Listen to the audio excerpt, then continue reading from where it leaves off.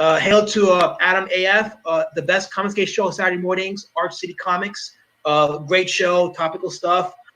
The sharing of biased and false news has become all too common on social media. More alarming, some media outlets publish these same fake stories without checking facts first. The sharing of biased and false news has become all too common on social media. More alarming, some media outlets publish these things simply aren't true without checking facts first. Unfortunately, some members of the media use their platforms to push their own personal bias and agenda to control exactly what people think. And this is extremely dangerous to our democracy. This is extremely dangerous to our democracy. This is extremely dangerous to our democracy. This is extremely dangerous to our democracy. This is extremely dangerous to our democracy.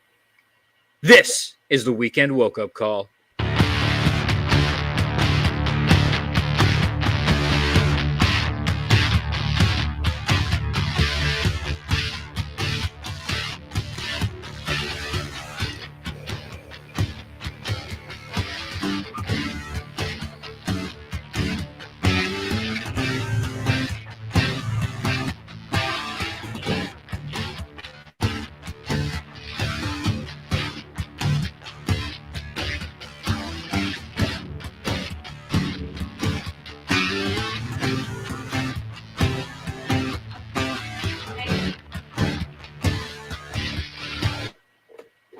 Good morning, everybody. Welcome to the world-famous Arch City Comics. I am Adam AF. Joining me today, we've got the man Drew Ish.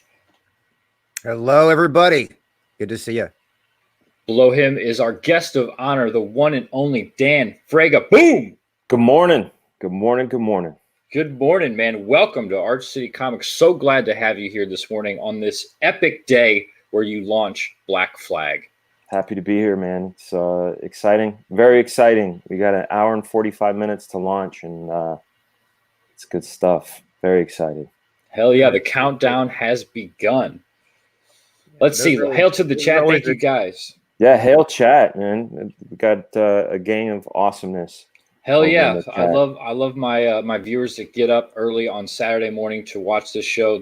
We're up to like episode 45 already. It's kind of hard to believe that I've been doing this for over a year. I should definitely be at probably episode 60 by now, but you got to take some weekends off and drink on Friday nights and get too fucked up to do your show. And we need the recharge, man. We need that recharge. Absolutely. And I did take I took 3 weeks off for the holidays just to, spend some time with family and kind of not worry about the whole YouTube business and just have some fun. Let's see who we got this morning. We got Do Shitu. What's up? He says, hail. We got Vasim Kazi. Hail. We got Sketch Therapy. What up, Sketch? Good morning. We got Kino Subway. He says, I'm here to be woke up. And he's wearing his Arch City t-shirt so everyone knows he's rubbing it. Hail, bro. I appreciate it. We got Shay Zombie. What's up? Rots and Glory. He says, yeah, I woke up in my computer chair. So, yeah. Hail, bro. We had a good time on his show last night. All kinds of drunken shenanigans abound. How do I miss those shows? I don't know, man. We go live home alone, and you guys are online drinking together. It's like, yeah, you need to start joining us Friday nights at 11 p.m. Eastern time. We go live, and it's kind of like 11 o'clock Eastern. Yeah, I'm still just getting it on right there. Well, yeah, because you're on the West Coast. I can't believe you even get up out of bed to be on this show. I mean, what is it, like 7 o'clock there? Yeah, 7:15 right now. Yeah. Man, that's awesome of you because that's damn early for a Saturday morning. I was up at 7 o'clock because I'm a responsible streamer, so I got to prepare, get my coffee ready, and get all the tabs open, make sure all the links are dropped. And we still don't start on time. We're still missing Sim, as you can see. Sim is not rolled out of bed yet, but I'm sure he'll be here. It's actually pretty easy to get up because my cats are used to getting fed at a certain hour, and I don't want butts in my face. Oh man, yeah. They do that, or they put their paw on your mouth. Yeah. It's not fun. I lock my cats out of my bedroom at night because I cannot stand being woken up by them because they'll they're just all over your fucking face at the ass crack of dawn for no reason too. Like my cats have food, they get fed usually in the evening, so I don't have to worry about it. But they're still like, hey, why aren't you up? You should be up. You should be up because we're up. It's like no. Cats are awesome. Cats are my favorite. I miss mine. When we moved out here to Georgia, we were living in California, and we moved, and like a couple months, we lived in a place called Coyote Estates, and the reason for that is that there was a coyote preserve, and it was like the shittiest timing. Like 3 of our cats disappeared, a la coyote, and I miss them. I miss my cats, man. Yeah, there's an area up here. I live in the Fresno area, you know. Oh Fresno. yeah, I know. I grew up in the Bay Area, so I know exactly where Fresno is. So there's a up a Toll House Road past Clovis, you know, up towards the mountains. There's serious coyote land up there. Oh yeah, and you can go up there in the middle of the night and you're, you know, it's just. Oh yeah. Speaking of cats, I just had to take a Kleenex box away from one of mine. They try to get up in it. I'm not sure how she even got it, but yeah, now it's all like trashed on the top and shit. I sits. Yeah, you know what? I actually have to cover, like, I get toilet paper in like the huge bulk, you know, ones when I buy them. You know what I mean? It's like, it's just me. I live alone, but you know, it's like those will last me almost a whole year. You know, it's like 12 rolls, and then, you know, because I don't have girls in the house, so they last forever. Yeah. So, that's amazing. I live in a house full of girls, man. I have 7 people in my house, and three of us are boys, and I'm the only like man in the house. The other 2 are like little boys. So yeah, it's I feel you. So true.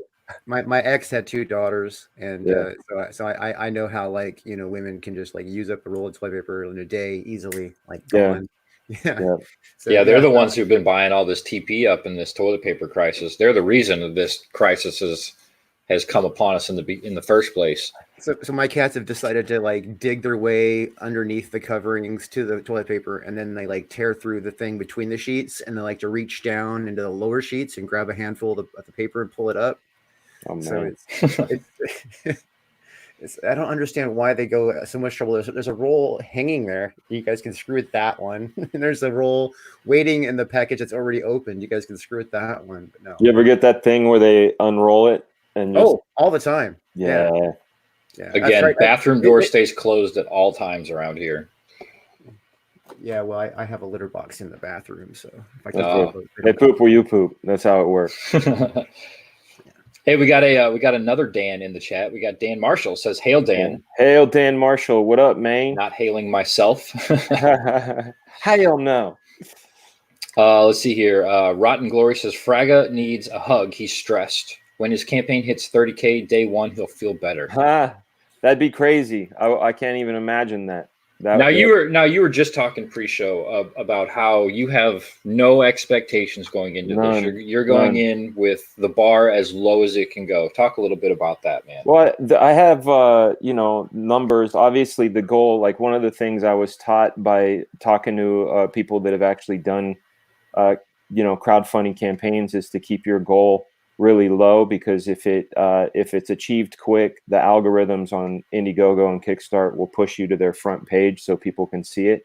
Yeah. So I set my goal at 5,000. My real goal is, what it'll take to take care of my writer, my inker, my colorist, my letterer, printing, fulfillment, all of the fees and things, is the number I'm really going for. And if I can do that in 30 days, it's a good go, and it makes it all worth it. Anything beyond that, I have plans for a rollout. You'll see in my campaign ad, I started a company, and it's an old company. I started it way back in 1988 called Incredible Comics. It was the moniker that we made our comics in high school. What I want to be able to do is, if the campaign does better than paying for itself, we're gonna hire another team to do a second book. I have an idea book with 45 ideas. I strip those down to the best 5, and that's what we're gonna do in the next year or two, is just start rolling out books. But I have no expectations. I have nothing but excitement, like a kid on Christmas Eve, hoping for that Red Ryder BB gun. Yeah. If I got to wear the pink bunny suit, so be it. Okay, all right. Can we please get a pink bunny suit stretch goal? Hell, that'd be awesome, dude. If somebody can find me a pink bunny, I'm 6'2". Oh no, I can hook you up with that on eBay, man. They make those custom. All right, find me. They make those to fit. Yeah, if I hit a certain thing, I will do a stream in the pink bunny. I'll Ralphie it up. I'll put some glasses on. What are you, like 6'2", 6'3"? I'm 6'2". Yeah, 6'2". Yeah, so it needs to be, and I'm all legs, man. It's weird. My wife, she's 5'1", but she's all torso, so she's got short legs and a long body, and I got long legs and a short body. So our kids, they're either going to be really short or really tall, you know. Hey, we got Joe King, the Mayhem King from Slaughter Squad here with What's us up, Joe? as well. Good morning, Joe. Morning, guys. Hey, Joe. You don't sound quite awake yet. I was gonna say, Dan, just woke up. I was gonna say, Dan, if you're not busy Tuesday night already, if you don't have something booked, man, you should hit me up follow me on Twitter, and we'll exchange DMs, and I'll get you on our show. We do an indie comics interviews Tuesday night. And, that's cool. Yeah, I'd love to. Just the thing we have to do is make sure that you remind me, because the thing that has been crazy for the past like 5 weeks is I've had to build the campaign by myself. I drew all the stuff, had to, it be the administration on making sure all the inks and colors got in, working with my licensor to make all the stuff. So I've had so many pieces of information flying through my head that sometimes if someone says you're supposed to be here on Tuesday, I'm like, oh shit. So yeah, I'll follow up with you. I'll follow up with you. After the show, I'll send you a tweet so you can find me, and then. Well, is that your the Drew Love? Is that your? Yeah, Drew Love. Yeah, that's me. Yeah. Okay, then I'm doing it right now, man. All right, cool. Yeah, so we got Shay Zombie says, "I got you, Frigga." 6'1" here. So yeah, man, you get it. We got Zoran. What's up, Zoran? Long time no see. He's 6'4". Oh shit! Mini Christmas. Fuckers. That's Superman height right there, man. Hey, good morning, Sim. Hello. There he is. What up, Sim? That gorilla's looking good, man. Thank you, bro. Been a big fan of that, and I'm a big fan of yours, buddy. Thanks, dude. That gorilla is badass, man. Frigga, I just got to say, man, I think you've kind of set a bar within Comicsgate now as far as what pros should do if they want to come join the party over here, because man, you dove in with both feet, man, and you're getting around, you're following people, you're getting on, these smaller streams, shit, I don't even have 600 subs, but here you are joining us on the Weekend Woke Up Call. I think I think you're setting a precedent of what people drops should by do. a show like Rock 10 and just drops a rap. Yeah, man, shit like that. Dude, that was amazing.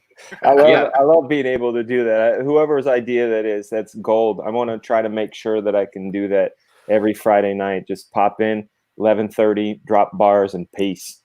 Yeah. Last night it was crazy because I was literally on 2 streams. I was on Ethan's stream. We were doing an auction, and I had to open up a separate browser, mute myself on Ethan's stream, come in on the other stream, drop the bars, and go. But that was a lot of fun, a whole lot of fun. But as far as what is that? Oh, there it is. The pink bunny suit. I love it. Yeah, man. But regarding what you're talking about, the jumping in both feet.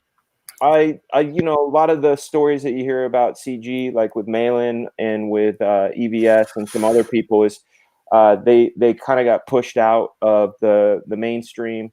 And this is a refuge for creators because there's no judgment. As long as you're down to be cool and make good stuff and, not be a dick, then this is the place to be.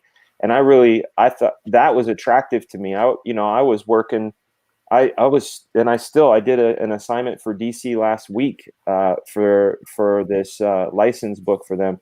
So I came over here on my own accord because I wanted to.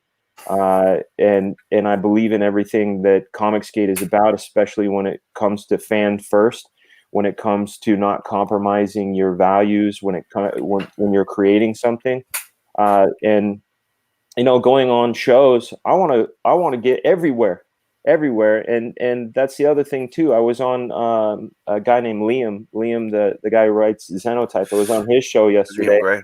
Yeah, and my policy is.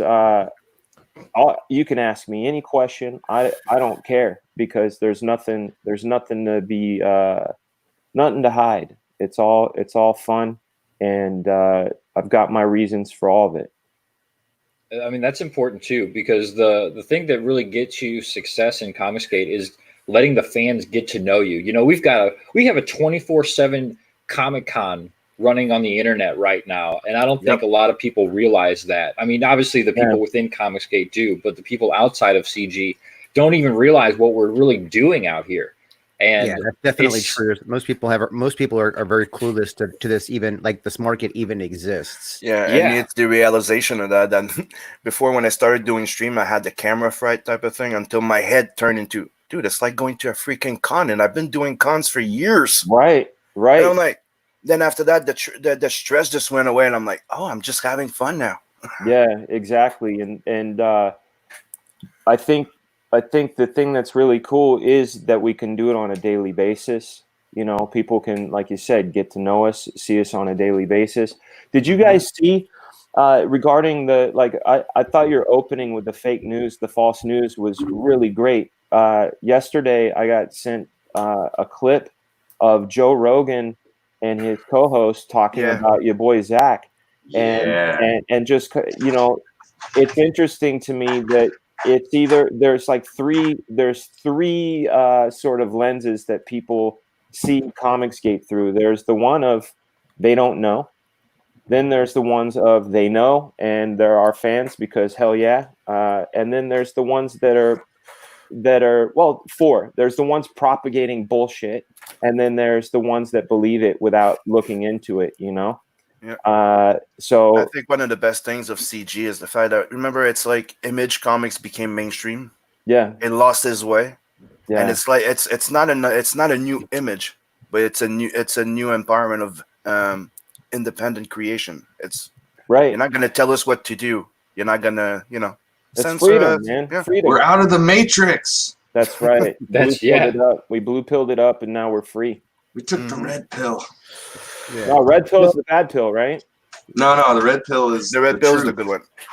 Oh, I thought the blue pill was the good pill. The blue pill is you stay in the matrix. The red pill is you decide I'm to face. fucking the red pill. Then I got to remember that. Think of it as hot and cold. Think of it as hot and cold. Yeah, like the hot is the hot information. The cold is go back to sleep. Oh, good, man. That's a good way to do it. I have a friend who's got two daughters that look the same, and one of them's name is Olivia, and I always have to remember OL means older. You know, it's like weird brain associations. Yeah, those kinds of things are very important. I mean, especially when you got a lot going on, brain association really, really helps. I mean, it really does. Sure. I'd like to say sorry I was a bit late because I woke up, there was no milk, so I had to go get some milk, and then I walked by Tim Horton. Oh, shit. Right? Oh, yeah, that Horton, are you in Canada? Yeah, I'm in Montreal, yeah. Oh, okay, that's why as soon as you said Hortons, I'm like, oh, he's Canadian, man. Yep. And he got a little bit of that Quebec accent, too. See, he recognized it. I'm not fucking Puerto Rican. Thanks, Fraga. Thanks. Hey, dude, I've been up when I was working at Mattel. We had productions on both sides of Canada, so I got to I worked the Mega Blocks. Yeah, man, exactly. Well, the thing we're talking about, brand, sorry. Like when we're talking about CG, I mean the thing about CG that we all need to remember that a lot of people forget over time, and I'm sure Dan, you seem like a really like grounded dude. You know what I mean? So the fact that you've got your feet square, I don't see anybody knocking you off your feet. You've already ridden a whole lot of waves. You had opportunity to get inflated. I pitied a fool, and it doesn't seem like it happened. So I think that's fucking awesome, dude. I want to give you like super kudos for that. Oh, thanks, man. And I saw something that Rotten had mentioned, and it was something that Liam had mentioned to me yesterday off stream. It was like, he said, I was going to ask you a hard question, but I wasn't sure if I should ask you. He said, what do you think about the idea that people feel like you slid in right before shit got bad? And I said, that's a really good question. You know, I said, number one, I couldn't have predicted the comic industry crashing the way it did. It literally, like, I joined Comicsgate, and then the next week, the comic industry like collapsed in on itself. But my answer to that is that there was sort of a serendipitous happenstance where I'd always been CG friendly. I've known Ethan since 1995. I did a cover of Cyberfrog. I've been on his show several times. I've promoted his book before. This is all before I declared I was CG, but it wasn't until I was attacked on Twitter. You know, it's like it's real easy to observe a plight from outside. You go, oh, these people. There's a bunch of these wokey assholes fucking with these people, and I'm kind of from the side watching it happen and being like, man, what a bunch of wokey dicks. I love these guys. I love Ethan. I love Comicsgate. I was of the mind that I don't declare anything because industry professional for 30 years. I don't need to declare anything. And then some dude on Twitter was talking shit on Cyberfrog, and all I said to him, because he said Ethan was ripping off his fans by giving him a cheap product. And I said, I got that product and I liked it. You know, I feel like it was worth every penny. And I celebrated the day I got it. I put on my spinner rack and I did put Fregaboom playing in the background. And I was really happy. And this guy kept on saying, he only paid this much to have it produced, but charged this much. And I said, we're not paying for the paper and the staples and the chromium. We're paying for what's inside and the hard work and everything. And I said, let me reiterate how happy I am with the book. And this guy proceeded to call me a cuck, a has-been, a motherfucker. Like, he just literally laid into me with name calling. And I was like, dude, what is your deal? Like, you need to back up a little bit. I said, and I kind of came at him with more of a, letting my experience talk. I said, I've worked in printing. I worked at a comic store. I worked in distribution. I worked as a thing. This is a quality product. And then he went further in, called me a Liefeld clone and all this. And I realized I'm actually dealing with one of these woke fucks right now. And I'm literally in this with this person. And I said, I decided right then and there, you know what? No, I am Comicsgate. Yeah. And as soon as I said that, a bunch of people that because I've been in the business for 30 years and I've been conducting interviews for my show for the past 2 years. Two of the interviewees that I interviewed reached out to me and pulled their interviews. They said, oh, we can't be associated with you. We can't even be peripherally associated. And I said, guys, these interviews were about creativity and your career in comics. These interviews are about you. And that we don't want to get that Comicsgate stink on us. And one of them had told me, now that you're Comicsgate, you need to go and tell all the other people you interviewed they're Comicsgate so they can decide if they want to. Like it's herpes or something. Dude, I was just thinking that. That's exactly how I felt. Like I had STDs. Like, hey, guess what? I have Comicsgate. You are CG positive. Yeah, now. so that's when I decided to make that video because I was like, you know what? Fuck it. If you want me to tell the world, I'm gonna tell the world, and I did. And then, of course, a couple days later, the comic industry went to pencils down and all that, and the timing was all I can say was it's serendipitous. Like, I actually said to Ethan, I'm so glad that guy basically outed me. You know what I mean? Like, yeah. I'm so glad he outed me because he did you a favor. Actually, he did me a favor. The moment that it was me was I was so psyched about Ethan breaking like the $1 million for his campaign. Yeah. That I did a nice fan art 2 years ago, and it got me banned off Facebook for almost 2 months. Yeah. Hey, so Fraga, I got a question for you. I'm curious about this. So like you're familiar with the freshness of the industry. All right. Yeah. So like with Comicsgate, being that it's like so frowned upon and all that, like what would you think are the elements? Would it be, like just the reputation that surrounds Comicsgate, or would it be maybe that Comicsgate is like a movement that is getting stronger and we kind of do things our own way, which is kind of anti the business model because they really like to control their properties because that's their value. I think it's two-pronged. Number one, we're dealing with perceptions, right? Like I had some friends. I've been active in the comic industry since 1988. When I was 14, started going to shows when I was 15. I had a TV show at my high school, and I would go to conventions and interview people when I was just a kid. So I've known a lot of pros for over 33 years.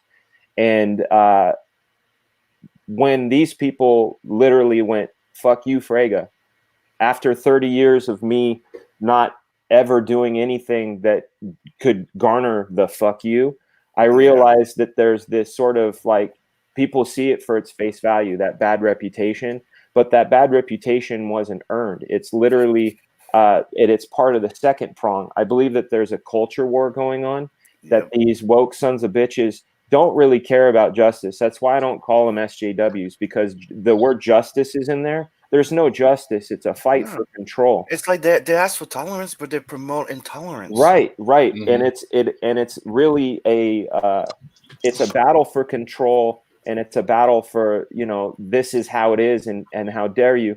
And I know for my presence, and one of the things that I realized is my presence damages their narrative, because how could a guy who doesn't have to go to CG, how can a guy that has no record of any hatred and who's a quote unquote a nice guy, how is he going here? That fucks with their narrative, right?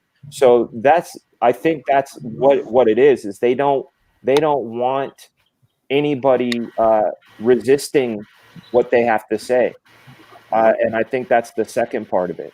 So yeah, so you say it's a big part of controlling the narrative, and CG, and CG has no narrative to control, so they can't. Yeah. Right. Well, that's like them trying to say that there's no left wing people in CG, which is completely false. We got Chris Cow. There's more centered people. I'm center left. I'm center left. Yeah, I'm center left myself. Me too. Yeah. I was raised in a Catholic household, and I was raised in a very conservative house, I would say. And then, as I grew up and came into my own, I started leaning more to the left, never super far left, but yeah, I've never really considered myself a Republican, and that ruins their whole narrative that we're all alt-right Nazis. Well, I believe that it's all about conversation and compromise. No matter, and we're a society. It's all type of different people should be able to discuss shit, align themselves, and just get along. Well, I'm a Christian authoritarian, so. A Christian authoritarian. They have, and the weird thing is they have an answer for everything too. When they say Comicsgate is a bunch of white men, right? And then we go, well, there's this person, this person, this person, this person. They go, those are all your tokens. Yeah. And you go, really, like, seriously, like what you're doing right now is literally racism. Like what you're doing is racism. It's incredible. It's incredible. But that's the other thing too. That I have a policy. I don't sling mud. I don't name call. I don't block anybody. I decided to block one person because that one person, it's just a piece of shit. Well, you have to block people who are blocking you because they're probably like cyber stalking you and shit. Nah, it was just one person. And it's like when you recognize a sociopath for what they are, you realize they're not really a person. Yeah. At that point, they're not a person. Yeah, Triple R says Crystal McGee. Enough said. Yeah, Crystal. I think she's listening. She's creeping on the chat. There's a black woman right there. Yeah. We have Karshina on the Skits comic team. She is a black woman. Awesome. People from all different backgrounds. And we got Antonio. I mean, Antonio's not a woman, but when you have the extremes on each side going nuts, I'm black from the waist down. It pushes everybody to the middle. So that's why there's more and more people getting here to Comicsgate at this point. That's right. It's right. Centered, yeah. And we get that's my mission, and part of my presence is to try to change. Be a positive. Be positive and change the perceptions. Mm-hmm. Did you see those people who got infected in China that turned black? No. What? Oh, I just randomly thought of that. Dude, it's like when I came out as Comicsgate, I was still going to some cons, and I was organizing a con called Fantasticon Montreal. And when people knew, they came at me, and even friends that I've known for 10 years came at me going, you're fucking conservative, you're this and you're that. I'm like, dude, I didn't change. none of my belief, none of anything I am changed. Right, like a switch got hit. I'm Comicsgate. Now I'm all these things that I've never been before. Now I hate women, dude. I'm raising 2 boys and 2 girls. I got 4 kids. Oh, that's I'm like, so do I. That's my combo. I got 2 boys and 2 Pan. girls. Hail Pan boy. Hail Pan. Hail Pan. Yeah, I mean it's weird that we live in this age where people are getting banned on the DC Reddit thread just for mentioning that they bought Cyberfrog. I saw that. That's insane. It's insane. It's seriously like the witch trials, you know? It really is that it is crazy. like that, and it's like people want to like pretend like it's not a big deal, like CG just hypes up all that drama as if it was. But no, I mean I see it out there in a big fat way because I as a CG creator, you know, I'm a new comic book creator. I'm not somebody who's been in the industry a bunch of years, but I've been in the industry as far as printing and media, and I've done a lot of commercial back end, you know, consulting, which I'm sure you're familiar. You've seen consultants probably forever, Dan. I mean, walk in and work out of comic book places like crazy. So, I mean, I've done consulting forever. And I noticed that like my CG association has killed all that business with anything related to comics and film, believe it or not. And film, how did it affect film? For some reason, CG has I've lost contracts for design for some video games and work as soon as you're CG. Yeah, it's like the same thing. If you go work for you've worked for a concept art for toys or video games or something. Yeah, you know that sometimes you can't do a comic book for a certain time that you're working for them. Yeah, I know. Yeah, about so that. yeah, That's weird because I'm still getting animation jobs. I'm waiting to get blacklisted. Right. Maybe you need to be out there screaming louder. I'm Comicsgate. I did already. The work I get, the work I get is not like on production level. It's on planning side, so I end up dealing with corporate dicks. So yeah, I work in production, so and I haven't seen any problems there. Yeah, I do production, so I'm just like a faceless cog in the machine. Sometimes that's the best way, man. Yeah. Like I told my dad when I was trying to get into working in production, I said I don't want to be famous. I don't want the world to know my name. I want famous people to know my name. That's what I said. So I want producers and directors to want me, but you know, John Q. Public, that it doesn't matter. Yeah, you know? I honestly never really cared about fame. I still don't care about fame. I think that's one of my problems. Like I'd probably be a lot more successful if I did care about fame. But what I actually care about is money in the bank. Yeah, you know what I mean? And being able to create my stuff. That's dirty. I don't want people to recognize my face. I want people to recognize my art. Yeah, well, the byproduct of fame is all those things. Like that's right. You know, we were talking offline about. I had mentioned my interview with Todd McFarlane, and he was just telling me like his main goal, and our goals basically align, which is the sustainability of being able to create and make your shit. And if getting famous and making money allows you to make your shit longer, then welcome it. You know what I mean? Right. Yeah, that's something I've definitely learned is that a higher profile makes a more of a longevity to a career. And it's, I used to be all heads down, you know, behind the scenes kind of guy focused on for years and years, you know, and, you know, and that's fine. And you get a lot of other people successful, you know what I mean? And then you make money, but the problem is that the sustainability isn't there because nobody knows your name. Nobody knows who you are, even though you've been making the machine go. Like the machine wouldn't have gone without you. Like you've been like an integral part, and you know, to the machine. But you know, that's a loss of freedom. That's a loss of freedom. The self-reliance is a big piece of freedom to know that everybody, like if everybody pulled away from you and you still can do what you do, then that is an amazing feeling. You know me. That's one of the things that pushed me to want to be Comicsgate all the way. It's the fact that right now we can't have comic book like Lobo anymore. They changed Heavy Metal magazine. Right. You have that fucking cock Zed that went to humanoids and rewriting the Inkle. Oh, you can't do that. You can't. You can't do that. No, this is disgusting, and this is the type of stuff. Yeah. Holy smokes! I can't believe they'd try, man. That's yeah. That's what they're doing right now. That's what he's doing at Humanoid, rewriting the Inkle. That's what I mean. That's what it's all about right now. Is they want to change history in a sense, and they do so by, they do so by fucking with these characters and these stories that have held up to the test of time for decades. Well, when I was coming to TG, there's a business model thought process behind that, and Dan probably has heard this because he's been in the industry. I've heard this because I've been in meetings where they actually say this shit.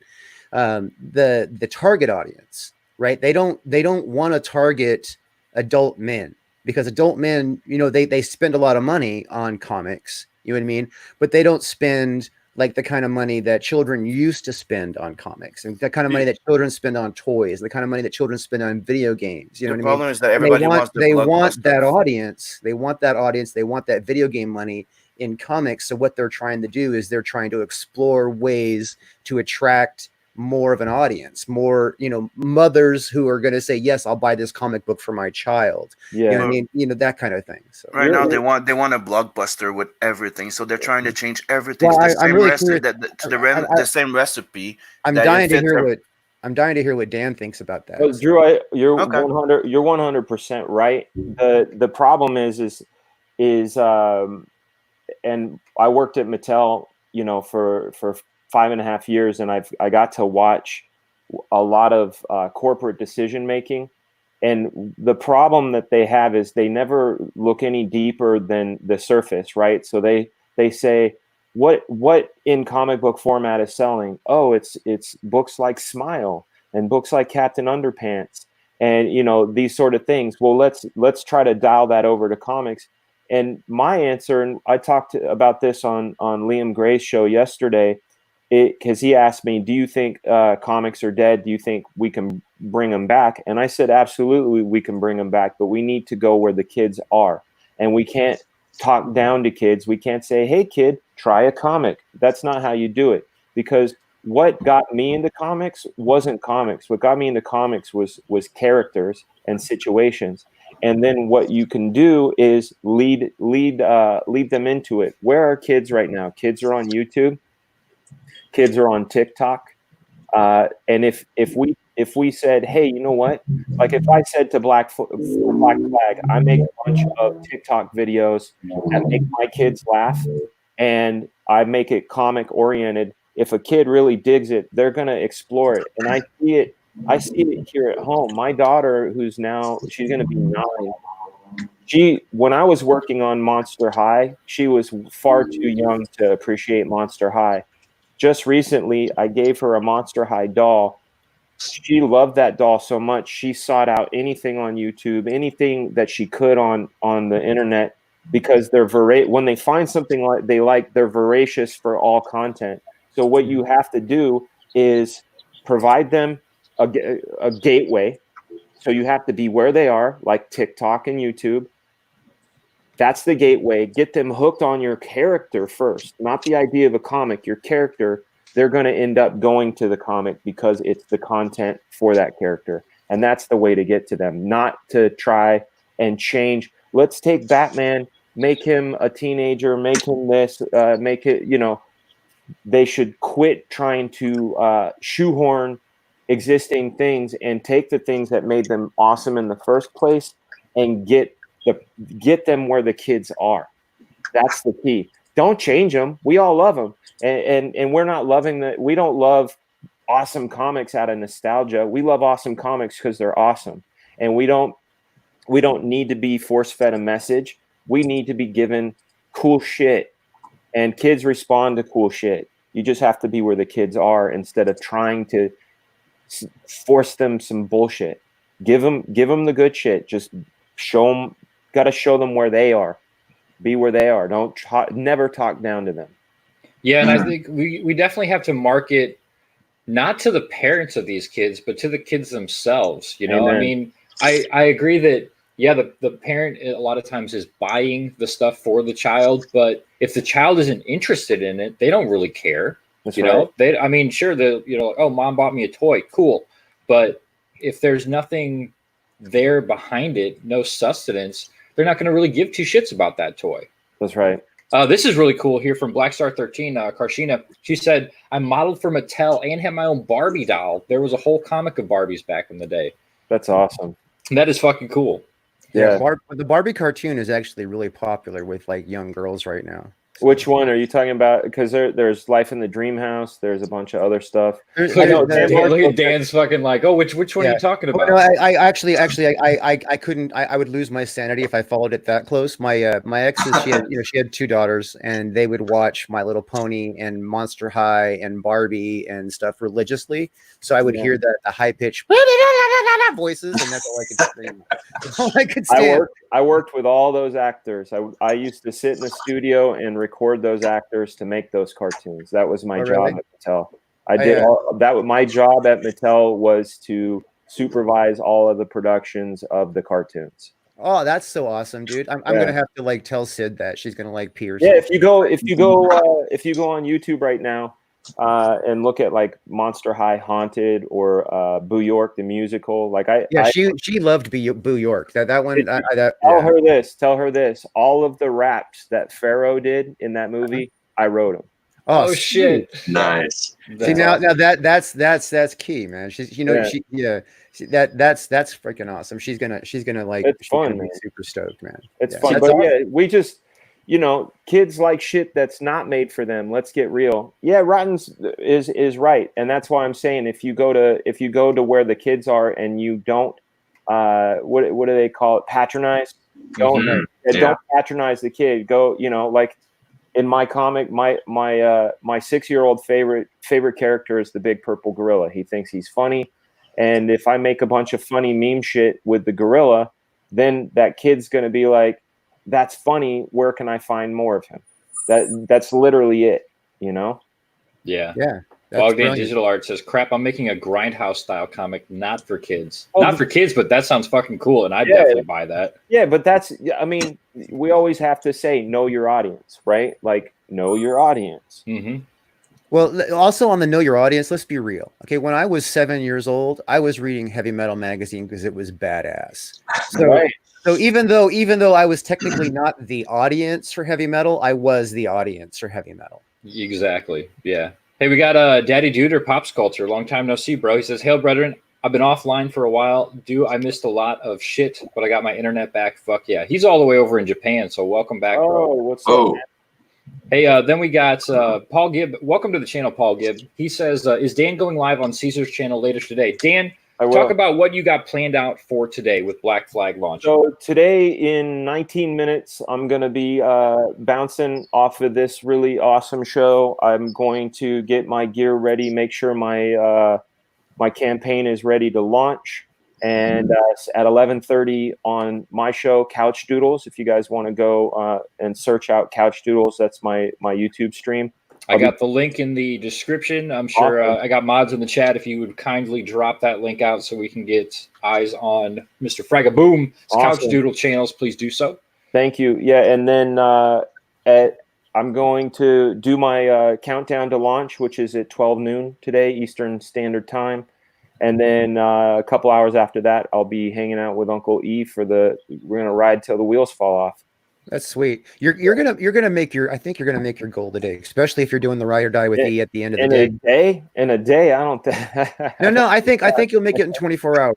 I think you could. You could. It depends. I don't know what the actual number is, but I know what this shit costs. So I think you could do it in a day, in a 24-hour period, especially if you're doing a ride or die at E at the end of all that, and you're doing a countdown, because I know that Adam and I are gonna be racing for that #1 fucking book. So awesome. Yeah, no, the way costs are for anybody who hasn't made a book. This is how you have to know your costs. So you have, depends on your creative team, but if mine is broken up, I'm a writer. I have a writer. I'm penciling. I have an inker, a colorist, and a letterer. So that you call that, you get a price per page. Like how much does it cost per page? Then you have how many pages are there? There are 48 plus a cover. So we're looking at 49. So you times that number times 49. Then you find out how much your printing costs per unit and it's a sliding scale depending on the materials you use, the type of paper, the type of coating, that sort of thing. Then you have how much it costs to ship to you. Then you have how much it would cost to ship to people. And then you take that number and you go, that's my number. That's it. And also you have to calculate fees. You've got the Indiegogo fee. You have the credit card fee, which are like 5% each. So there's that fee. So you tally all that together and you go, this is what it costs for this thing to actually cover itself and not be at a loss. And that's the number. That's the number I hope I hit in 30 days. And if you think I can do it in 24 hours, I know it's possible. That's the thing. I know it's possible. And you definitely have the goodwill of CG. Now there are some people in CG who don't know you. You know what I mean? That like they do think that you just kind of like slipped into CG, and they don't realize that you've been doing your fucking YouTube channel for a while. They don't realize that you've been popping in for a long time, and they don't see you, hitting the channels like I do. I mean, I've seen you on Vinny's channel. I've seen you on a bunch of channels. So it's not like you're just like, oh, hey, I'm CG elite and kiss my ring. You know what I mean? You totally don't even have that approach at all. No. So you got the right attitude. You have the right positioning as far as you have the experience, the know-how, the understanding. You understand the business model, which means that so even if it's short term, that you're going to get I hit $5,000 in my first 24 hours. You're definitely going to clear that. So you're definitely going to hit your funding point. You know what I mean? Yeah. So then beyond that, you're good, because it's like, I'm not Dan Fraga, you know what I mean? So it's like if I'm doing that good, I could see you doing at least, 4 times that, no problem. That would be nuts. I mean? That would be nuts, man. For the people that sub to your mailing list, are we to be expecting like a special tier link or something, or we just jump as soon as you launch? Jump as soon as I launch. I didn't put any hidden tiers or anything like that. The people that the perks of joining the mail list, and I'm gonna convert the pre-launch into another one where I'll be given like sneak peeks. Like if you sign up to my mailing list, and now the campaign's gonna go, but people got a download to the PDF of the original series. Was awesome, by the way. 01. Thank you. 1 through 4. They got the link to my original 1994 mixtape, and then they got the link to a brand new song that I made called Nike That, which is like a motivation song. And people also got to see artwork at least a full day, sometimes as much as a week before I posted it anywhere else. And I'm going to continue that. Anybody that signs up to the list that's in here, that list is still good even after launch because I'm going to continue to maintain it to hook people up for coming in and doing that. That's awesome. Very awesome. And please tell me you're considering reprinting the original series as a trade if this goes well. Yeah, we are. It's going to take a little bit of time and money. So the PDF that is available for free when you sign up is low res scans. And what I need to do, because the original series was done 25 years ago and exists on like floppy disks somewhere in Rob Liefeld's garage, I have to go through, buy a bunch of mint copies, scan them all at 1200 DPI, have a professional team go and clean them up, and then I'll be able to offer them as like a super trade, because I still have layouts, scripts, and work in progress photocopies from back then. I kept all of that Dude, stuff. that would be so cool to add to my collection. Just a massive collector's edition with all that back matter and stuff. Oh, I want one too. I want one too. That's my policy, and that's one of the things that has really guided me correctly, which is something I try to tell people if they're going to do comics. Don't make comics for anybody but yourself. Okay. And what I mean by that is don't be a pandering asshole. If you're like, it's really cool to do this, I'm going to, no, man, you need to dig deep and say, what is the shit that gets me off? What's going to make me stay at my desk for 12 hours a day and be excited and be sad when I have to put my pencil down? What can I do for that? And those are the kind of comics I make. Yeah, you are you are your main audience. If you don't feel like it's worth it, how are you going to convince anybody else that it's worth it? You got to be fan. You need to be fan number 0. And the more that you try to please other people just to please them, you'll end up not pleasing no one. Oh, yeah. If you're always chasing the trends, you're always going to be behind. Like you're never going to be a trendsetter.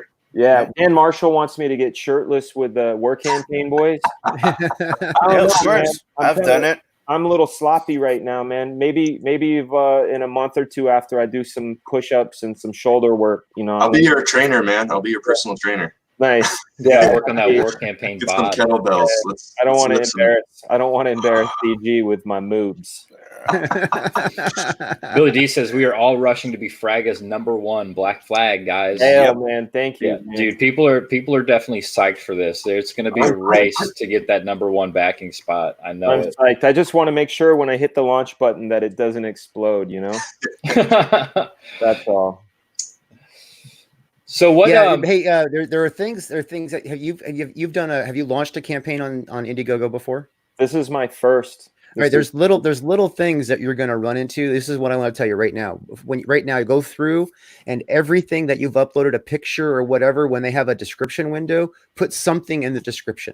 Yeah, some all words. That's done. All that's done. I know last night I accidentally hit the launch button. It didn't launch anything, but a red alert came up saying, right, you this and that. And I was like, I thought I did that. So that's why, in 12 minutes, I'm going to hop off this stream and just make sure that works. But as far as all of the perks, all of the add-ons, everything, I went through it last night with a fine-tooth comb. Everything has its place. All the shipping's correct. All of the itemization is correct. So, Did you? It's like always. I always found it easy to forget something. So it's like So that little red box, the alert thing. It's like launch. We go live, and you're like live on a live stream, and then oh shit. That's what I want to make sure of. But here's my question. You should have them look it over before you hit the launch button, right? Like have a second pair of eyes. Yeah, I do. I have that. But here's my question: if you have everything all set and you hit launch, does it give you?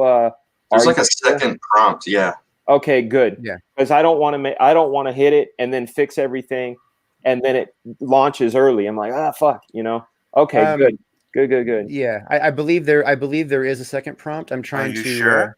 I don't. Yeah, it'll double check everything, and then like if you're missing anything, it'll tell you, hey, you got to go back fix this, and then. But if you're not missing anything. And then if it's good, it'll say, okay, you're ready to launch. Then you hit the button. Okay, good. So it's like pretty much like any Windows program. Like, are you sure? I'm trying to remember. No? I don't remember that second step. It's like I'm trying to think, is that actually there? I remember the alerts and the warnings, but I don't remember the second step with the approval. Yeah, there's like a little window that pops up. Hail War Campaign, they're up in the chat. What up? Hail War Campaign. Hail War Campaign. Hey Ed, we got George Peter Gatsis is throwing his hat in the ring. He says, "I can do the cleanup. Contact me." All right. If I need it, I will. And I wanted to address this as well. VealNet says I signed up and didn't get a link to the PDF either. Did you get the email? Because the link is in the email. And if you didn't get the email, a lot of people that have reached out, when I tell them check your junk or spam folder, it's sitting in there. All right, so there you go. Check for the email. Check your junk or spam. Yeah, that does happen a lot of times. Someone might have signed up after you sent out the email too. So well, I put out so far 3 emails have gone out. So that if the last one went out on Wednesday. So anybody that signed up after Wednesday, I'm gonna be putting out another mailer today, probably during a stream. I've got. Because MailChimp, anybody that's ever used MailChimp knows that you got to do a little bit of creation to make these mailers work and put the pictures in and put the links in. So it'll take a little time. But another one's going out today with all the links. So even if you haven't signed up and want to sign up today to get that PDF, definitely sign up today. Another emailer is going to go out. Cool. Dave Marshall says, even I got shirtless on War Campaign. Probably got the channel struck for vile content. If you got the moobs, those bots will see moobies and think they're boobies. So I get it. I didn't think about that, man. As bad as the bots have been lately. You don't have moobs though. You've got beautiful pecs, Sim. Well, thank you. You're hairy enough, Sim, to throw them off. That's probably true too. Yeah, they've seen all the hair and like, there's no way that's a woman. That's some dirty titties, is what they'll say. But dude, it's worth it to do it. You know, go on work campaign and box those nipples. Gotta get ready. Nice, man. Work them tries. Kettlebell. I always get worried with my kettlebell that somehow I'm going to drop it on my head. You know, it's like, all these fears. Meets a chin-up bar. I've never in my entire life, and this is you guys remember in the 80s when they had the presidential fitness test? Mm-hmm. Yeah. Oh yeah. Yes. The one I would always hate because you'd have to do it in front of all your fucking classmates is where you have to do a pull-up. And I remember like just sitting there and just, like, kicking my leg like a bitch and being like, and then dropping and then everybody laughing. I'm almost 47. It's like that scene from Full Metal Jacket. I've never done a single pull-up and it's sad, man. I need to work my lats. I need to do that. You know what, Frag, I'm gonna turn you on to a book, but not right now in the DMs. I'll send you about a book that will help you correct that in a very evenly paced thing, so it will be like effort free. What's it called? Convict conditioning. Oh, okay. Is that convict conditioning? Is it like a jailhouse? It's designed for workouts if you're trapped in a jail cell. Yeah. Nice. All right. Yeah, I just saw a trick on doing a pull up on the door. You do push-ups, right? I tell my kids, you're not in here. I'm not in here with you. Dan, you do push-ups, right? I do push-ups. Yeah, I could. One of the things that I did was I started doing the elevated one with your feet on the wall a bit. Like you start by doing like the angle, right? Yeah, first 45. You start by doing those. Wait, then after that, you said first 45, like first 45 push-ups. 45-degree angle type of thing. Okay, on the wall. Right now first, I get to 25 and I get wobble armed. I can only do like 25. Then when you're good with that, then you go full easy. commando. That means you go full feet up on the wall and you start doing that. Then after that, you'll do your chin up, no problem. Okay. If you can do 25, it's too easy. You gotta up the intensity somehow. You know, if you're struggling at the 25 point, you should switch up. Instead of doing 25 at once, you should do 3 sets of 10, and then try to grow that to 3 sets of 15. I dig it. I'll definitely take that advice. We're now your personal trainers. I'll tell you what, man. I have had the very best advice on live streams. I had Ryan Stegman and Nelson Blake on my stream about back in October, and I was 248 pounds back in October, and they were telling me about intermittent fasting, cutting sugar, cutting carbs, and I took their advice. And I've lost 60 pounds just by listening to their advice. So, dude, guys, I'll definitely start breaking up the push-ups, 310s. I'll elevate the feet, all that stuff, man. Yeah, you'll love this book, man. I'll send you a link to it from Amazon or whatever. And it's so easy to follow and do it. And you can do it right there in your office. Just take a fucking break and just stop while you're working. Just take a break from work and just boom, kick it out and get back to work. I bought a mace recently because I got this book called Own Your Day, Own Your Life by Aubrey Marcus. He's the founder of On It. And it's this mace that's got like a kettlebell on the end, and it'll work. Basically it's like a heavy baseball bat, and depending on where you put your choke, it gives you different intensities. I haven't used it yet, obviously, but I'm excited. I'm excited to use it. Tenzagaro says Hindu squats and hill sprints only. Well, I will do that, but I'll tell you what, guys, this is fucked up. Back on Valentine's Day, I was going to the comic book store with my son. He's 6, and he only weighs like 50 pounds or 55 pounds. And I was carrying him, and he's so happy that I can carry him now, because 6 months ago I couldn't. I was like fat and kind of weak. And he said, "Dad, run." And I was like, "Yeah." And I'm running. And the next day I was like, man, I feel like I pulled something. Oh, no. And it turns out that I gave myself an inguinal hernia. Oh yeah. So I've got that right now. So any sort of like crazy squats or any like leg sprints, I had a teleconference with a doctor yesterday. I got to go get my shit stitched up before I do any crazy lower stuff. Yeah, I'm in the same boat as you. I had to go to the ER like a week and a half, 2 weeks ago because mine popped out and I couldn't get it back in. Holy fuck! You talk about painful. You got to take it easy, man. Then it turns into, what do they call it? A strangulated hernia. And then you could die from that. So yeah, I got to take it easy. I will check out those Hindi squats, but not right now. Definitely not right now. I don't want to blow a gasket, you know? Yeah, don't do that. You got a campaign to run, man. You can't be Never laid up. forget leg day, though. Yeah, leg day. It's important. It's important to take things at a nice, slow pace. That's actually easier, better. It's better to be easy and complete a cycle. You know what I mean? Than it is to hurt yourself in every fucking workout. I call that this. I actually use that philosophy on everything I do. I call it the slow sauce method.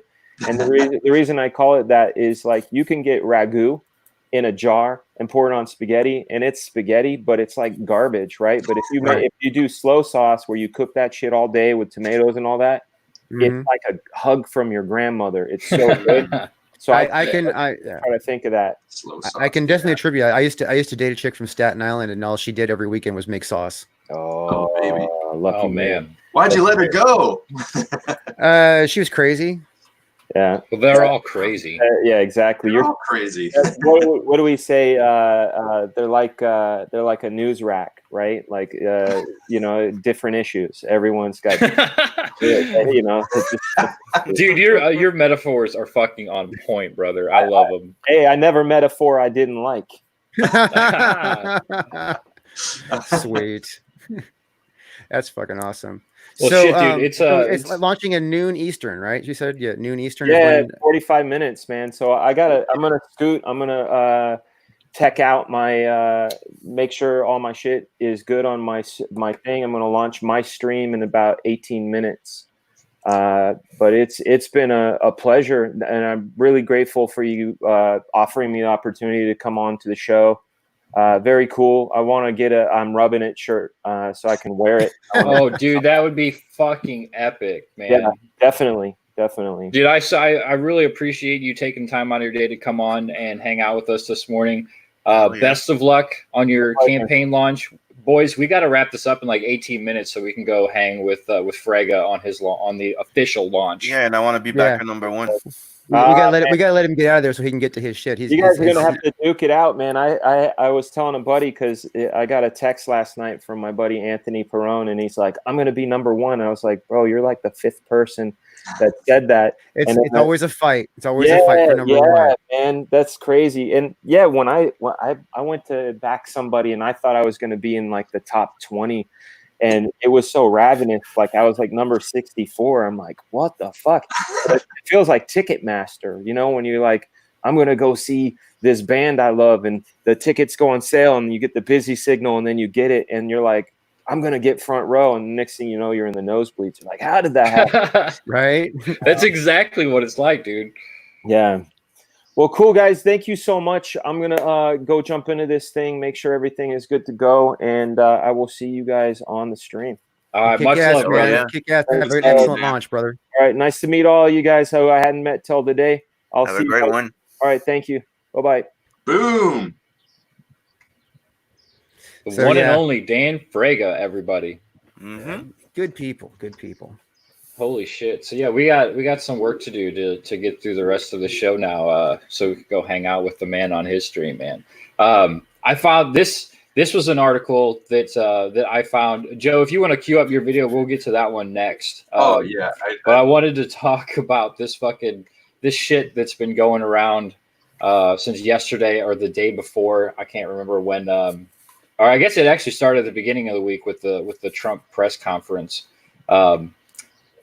NYC Poison Control calls for bleach Lysol double after Trump's disinfectant comment.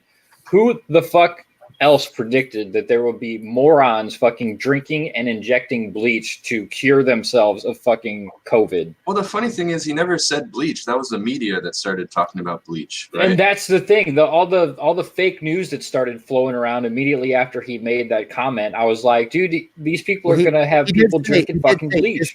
Disinfectant, though, which bleach is a disinfectant. I mean, But he said he was saying, like, kind of like a metaphor. He said, what if we would do something like inject a disinfectant? He didn't call for people to inject disinfectant into their bodies. He said, what if we did something that's like adding a disinfectant to the body? People are retarded. People are fucking stupid. 8-Bit Shinobi said Tide Pods work too. Yeah, I heard Tide Pods are real good for you. Well, it's like that thing with the chloroquine, and then someone drank the fishbowl cleaner. Yeah. And it's not even the fucking same thing. Well, how many people died doing that stupid dance along your fucking car? What? Oh, the Ghost Ride dance or whatever that was? Yeah, dude, that was fucking stupid. God, the level of fucking idiocy just never fucking stops around here. I swear to God. It just keeps getting worse. We need to give out more Darwin Awards. Just let it happen. I agree. All right, Joe, what do you got here for us? Oh, this is like when he was talking about pull-ups. I just thought of this. One for the Commandant. One for the Corps. I Get up there. guess the Corps don't get theirs. I guess the Corps don't get theirs. Get up there, pile. Pull. Pull, pile, pull. One pull-up, pile. Come on, pull. That's the description of Fragaboom right there. Get your ass up there. Come on, pile. Do you mean to tell me that you cannot do one single pull-up? Oh. You are a worthless piece of shit, pile.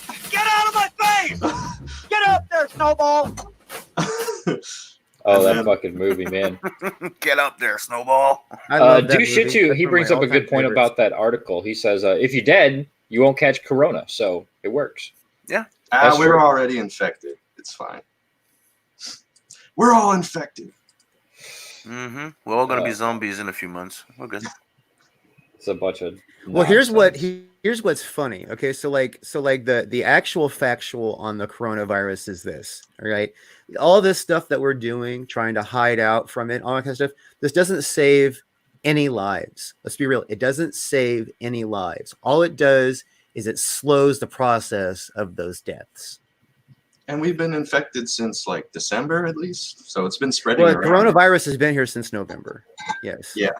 It's been in the United States since November. And this is what I thought of when Fraga was describing the SJWs. You understand that Terminator is out there. That SJW is out there. It can't be bargained with. It can't be reasoned with. It doesn't feel pity or remorse or fear, and it absolutely will not. I mean, when I see those SJW, you're gonna get Adam's channel to copyright strike.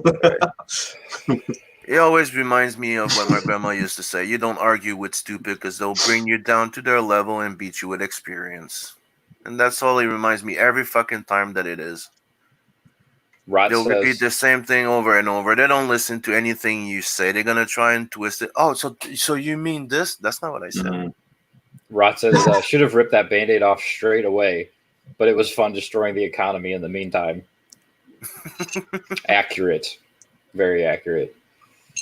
Let's see, what other article that I have pulled up here? Oh,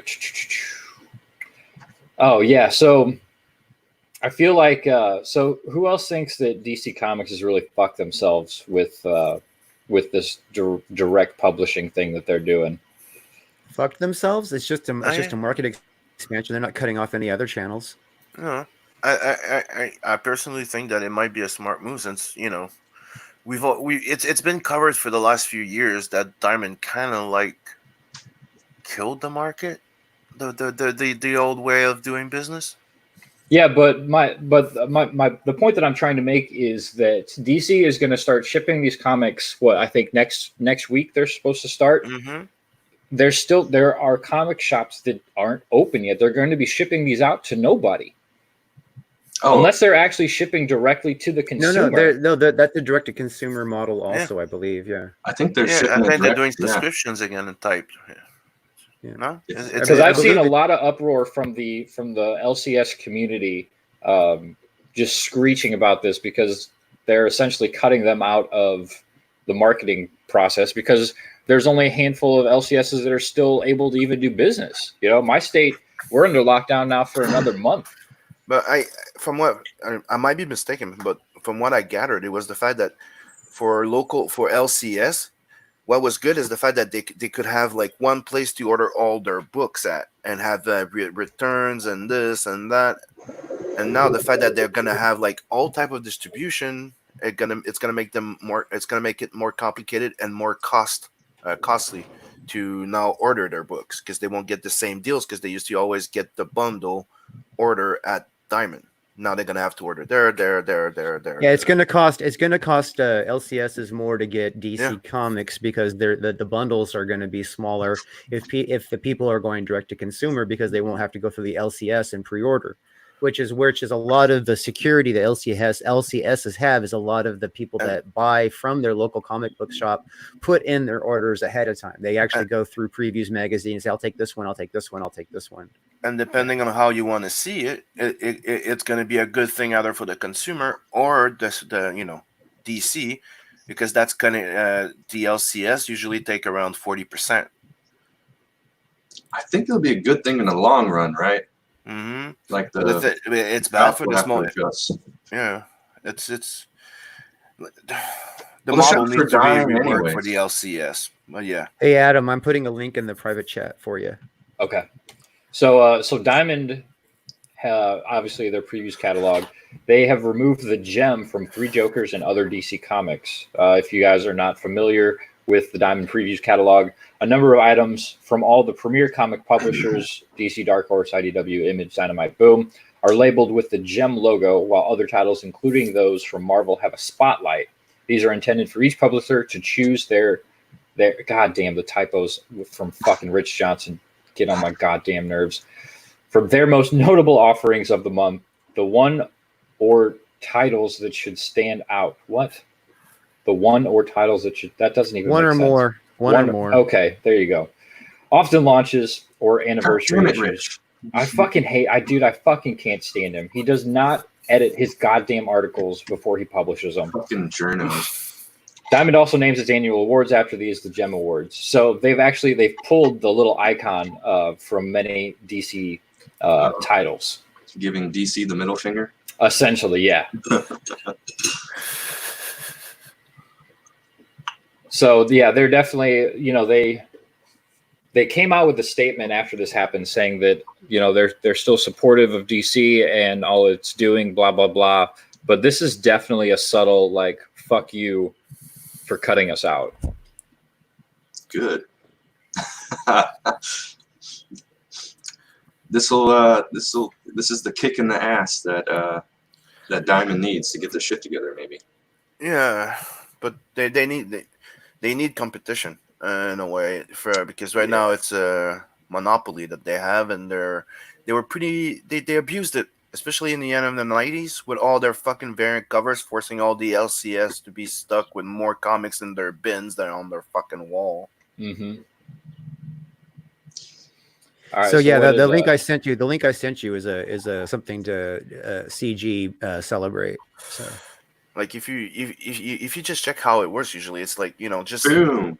The editor would take 20%, then you have the 10% of the distribution, and then you have 40% for the store, and it goes by so fast. So yeah, direct market is a good thing. Any market's a good thing. We should have multiple options available to us. That's where the consumer wins. Anything that keeps the comic book business healthy is the way to go. So this is from Bleeding Fool, not Bleeding Cool. Indie Comic Showcase number 84. Captain Love, Doc Salem, and Sword of Eden. So what we got here? What's this, Drew? This is interviewed by Bleeding Fool about Captain Love. Oh, yeah. Oh, I already see one typo. Disavowed. Where's the space? It's missing a space. It's not uncommon. All right, we'll give him a pass this time. Adam, the full-time editor. You get one. You get one, and that's it. Okay, this is pretty cool. Welcome back to another installment of Indie Comics Showcase, the weekly blog where we try to spotlight and signal boost indie comics that are currently underway with crowdfunding campaigns, are crowdsourcing their funding in some way, or just completely self-publishing on their own. Every little bit of support counts, from a single dollar pledge to the $25 bundle, and of course the higher tiers are usually fun too. In fact, some of these campaigns have got some great high tiers, which add even more value by offering stuff you cannot get anywhere else. Those are always my favorite. So we got The Rise of the Pirate King by one Drew Ish. Look at that beautiful cover. Oh yeah. Well, this is awesome. This is good. Did you get a good boost from this? I know the last time we spoke, you kind of not really. No. So, Have you recovered from the I don't know, the stale period that you were going through? Actually, when all the drama started, I think I've maybe made 4 sales total since then, and I was making almost like 2 a day before that. So, see that proof right there that the drama does not actually sell books. It might boost your channel, but the drama does not sell. It actually maybe it does. Maybe it does sell for people who are involved in the drama. You know what I mean? Because people want to support them when the other people are attacking them, kind of thing. But I'm not involved in the drama, so I'm not getting anything out of it. I'm just the market's just getting tainted, and then because I'm in the market, I'm losing out in general. So, well, I think you should stay out of the drama. I think that's where you'll find your best boost. Keep your eyes on. No, I need to start I say. I need to start getting back on the rounds. I have been doing more promoting from my channel for other people for pretty hard these last few weeks, and not enough of promoting my own book on other people's channels and trying to get a further reach out there. I need to do more of that, because there's more people need to know about Captain Love, and that's the problem. Like Dan today, right? Dan's been around CG for how long? Today's the first time he's heard even Captain Love mentioned to him. You know what I mean? That tells me that my marketing sucks. So, just keep pushing. I mean, this will eventually be a household character.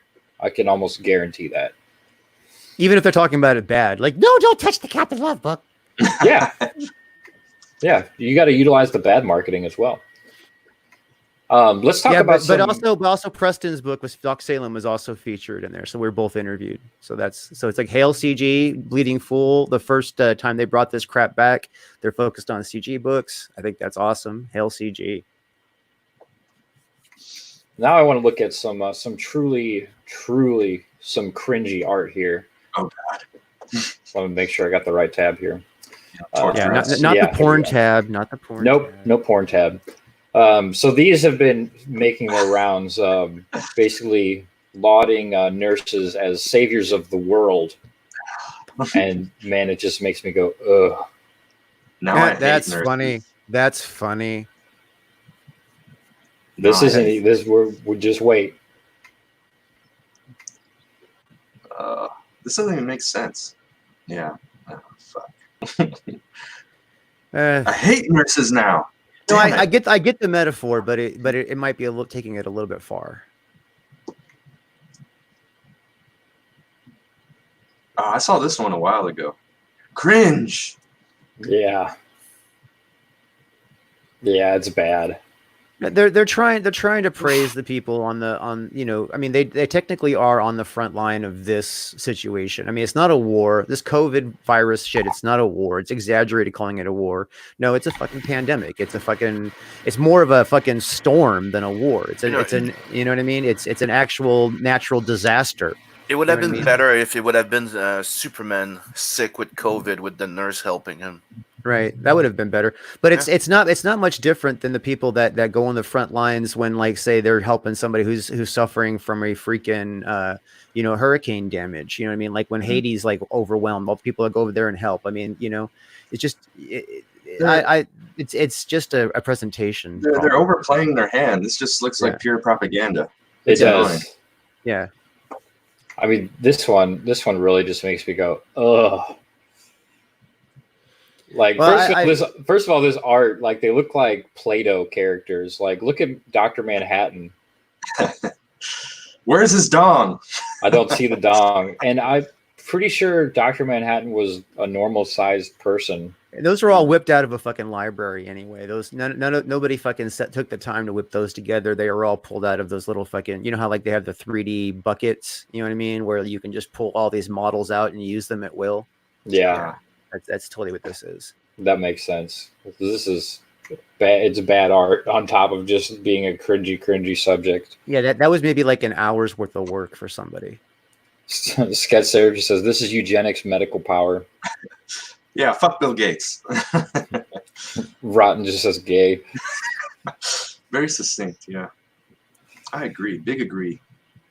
I just think that this is like, okay, like around here, most of the nurses are on furlough because there's nothing for them to do. I've been hearing about that. Like I mean, I live outside of St. Louis. So all of our beer virus cases are up in Chicago. There's more cases in Chicago than there are in the rest of the state. Right. So let's be real.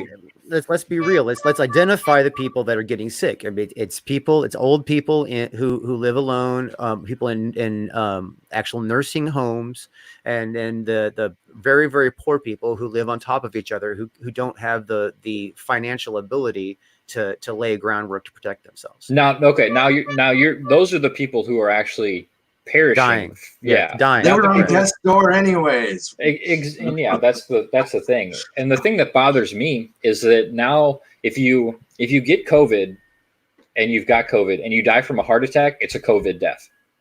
Oh yeah. How much sense does that fucking make? Well, it's a heart attack caused by complications involving COVID. So the short answer is, death by COVID. That's just shorthand. So far, there's no one that just died from COVID. There's nobody that got healthy that got the COVID and went, oh. They're not testing everybody. They're just. Well, even the people that die of COVID die from pneumonia, or they die from severe bronchitis or something like that. I mean, COVID is just the complicator. Yeah, it's the catalyst. But the point is, it doesn't, like, you could have COVID and then somebody stabs you and you die from bleeding out, but it's still a COVID death because you have COVID. I doubt that's a little extreme. I don't think you're going to go that one. I don't know. If you're stabbed to death or shot, you know what I mean, or die in a traffic accident because you're trying to go to the hospital to get treated for COVID or something, you know what I mean?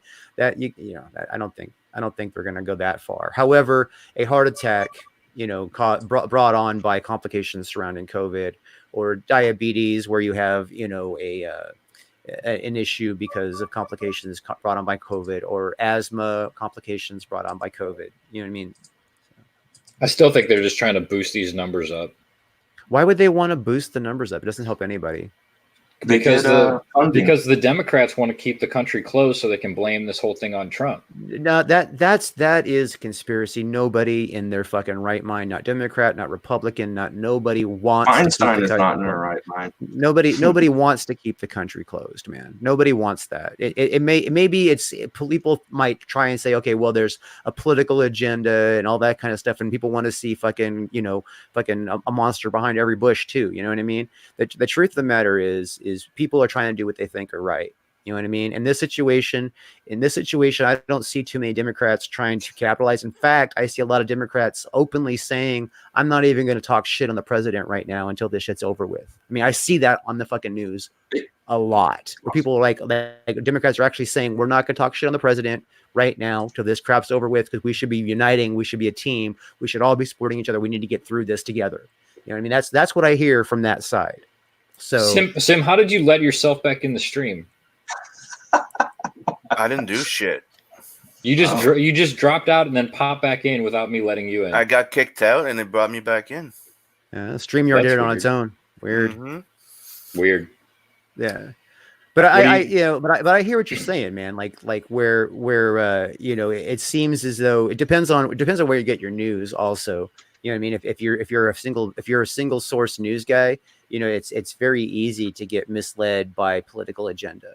If I you're get my news from myself. I make it all up. You make it all up. Well, see, Mm-hmm. that could answer a lot of things. What about Pelosi? Pelosi's trying to pull some crap like Pelosi and what's his face? That other retard.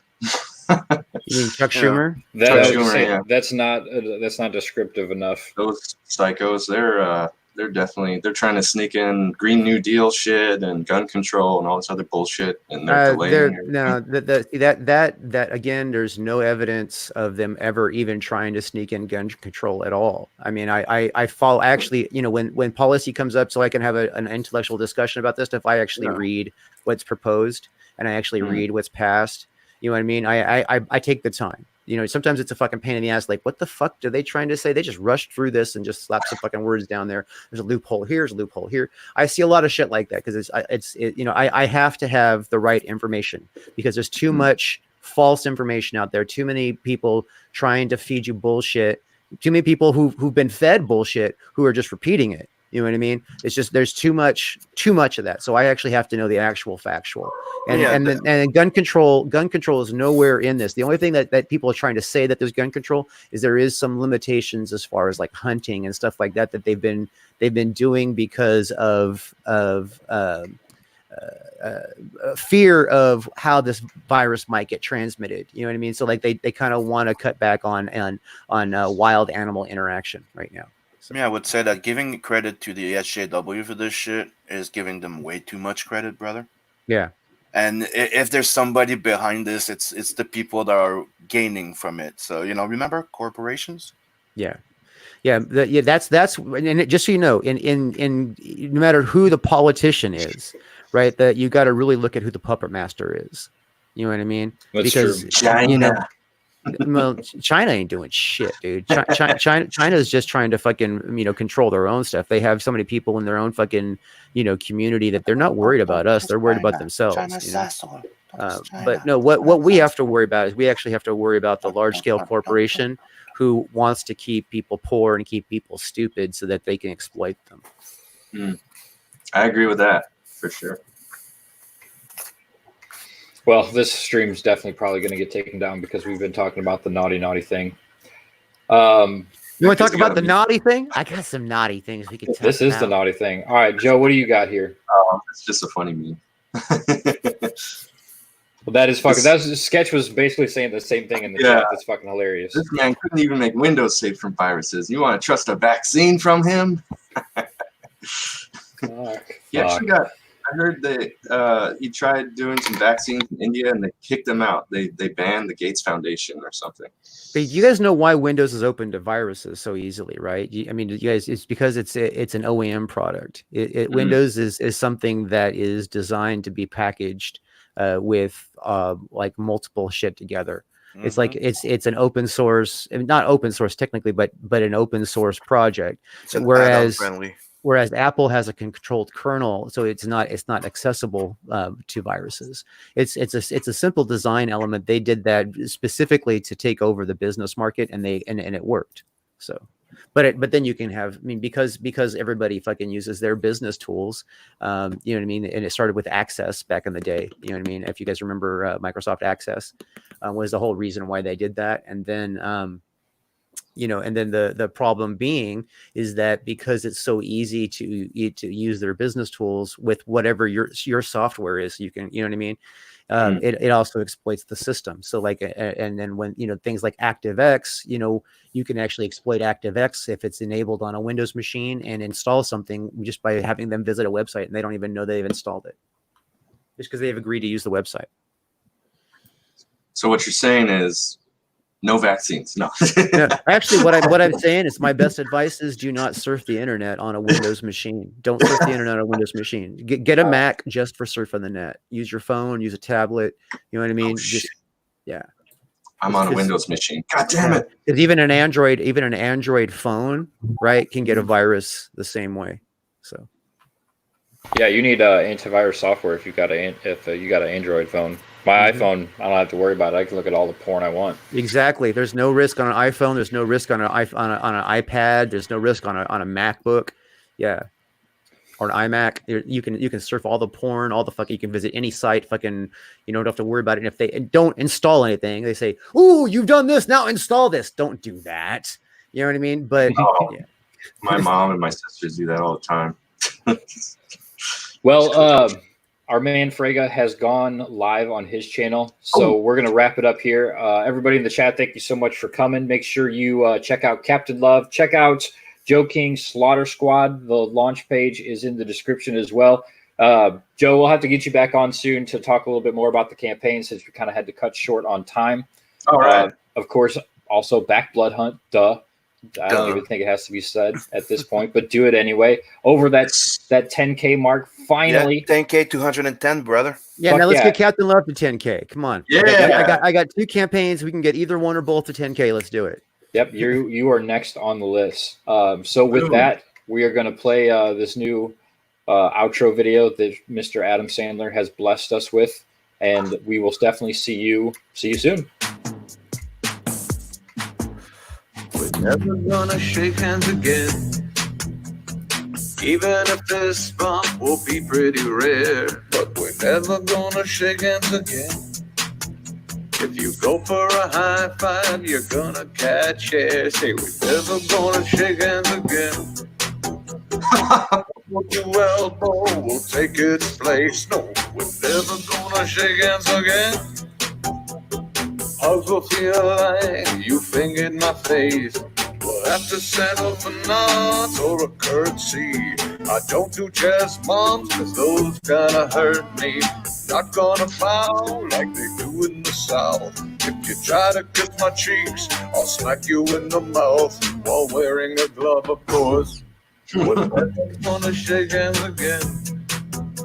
But frankly, girls and boys, that's kind of okay. Cause shaking other people's hands was always super duper weird anyway. You know it's true.